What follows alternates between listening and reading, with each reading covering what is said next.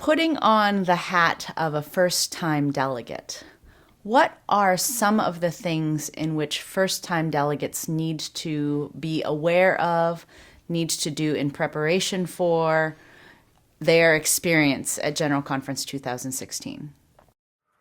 A first-time delegate, I would say to a first-time delegate, first of all, you are not alone. There are many others. A very high percentage of people coming to General Conference are there for the first time. It's really important to do preparation before you come to General Conference. The information that's in the Advanced Daily Christian Advocate, or the ADCA, will be coming to you in the winter, and that has a lot of valuable information. And if you're coming for the first time, it's very helpful it's helpful for everyone to read it thoroughly, because things do change. Primarily, I would say reading things ahead of time. And then another area that I would make you aware of is that things happen very quickly when you come to General Conference, and that's particularly true in the organization of legislative committees. The first week of General Conference is primarily legislative committee work. We do have plenary session every day, but the schedule is primarily time spent in your legislative committee. The organization of those committees happens very quickly, and there's nothing wrong with saying, slow down, this is going too fast, I need someone to clarify what we're doing. Feel free to if it feels too fast to you, to slow down the process and just make sure that you're clear about what's happening before you're electing. One of the things that has always concerned me about General Conference from the first one I attended is the fact that every General Conference we end up hospitalizing delegates. So I have a real concern for the health of delegates, and we have been consistently trying to move to a healthier schedule for delegates.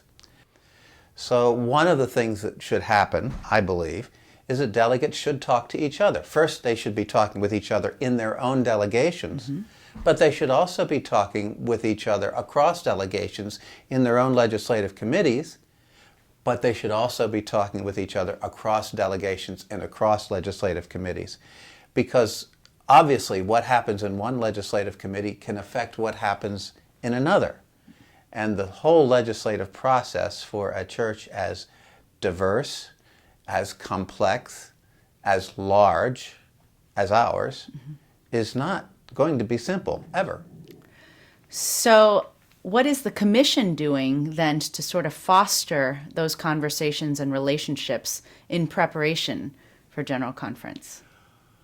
Well, we're doing things in different steps, of course. Let me just say, at General Conference, we're planning that everyone will use headsets. So everyone will have access to simultaneous interpretation of whatever's being spoken. All of the presentations are to be translated ahead of time, so that there's no delay as we communicate at General Conference. Now, that's work that's being done now leading up to that. But also for the delegates themselves, we will be having orientation sessions in different areas, one in the Philippines, 3 in Africa, 1 in Europe, for the delegates the first elected delegates to be briefed on the process of General Conference, how we operate, and to receive the material for the ADCA and be helped to understand how to use it. It's not intuitive to use the ADCA, but we'll be working with them so that they can learn and they can share with their delegations how best to use these resources. Other things we're trying to do, we have a mandate to use technology. The tablets, of course, are part of that, but we're also hoping to have a web space where delegates can communicate with each other and build relationships and begin to discuss with one another some of their concerns about legislation. Another thing we're doing, we're doing a lot of things, obviously, but another major thing we're doing is a proposed change in the rules, and because of the way our rules work, we're actually implementing it ahead of the rule change. And that is, we're having a review committee that's going to look at all the legislation and flag it if there's a constitutional issue or if it affects another paragraph in the discipline in order to become effective. And sometimes we make a change in one paragraph, we don't make a change in the other paragraph where it is, and then the change doesn't take place because the other paragraph is still in effect. So this committee is just to put those flags on legislation, not to comment about whether it's good or bad legislation, but just say if you want to adopt this, you may want to look at this aspect to make it effective.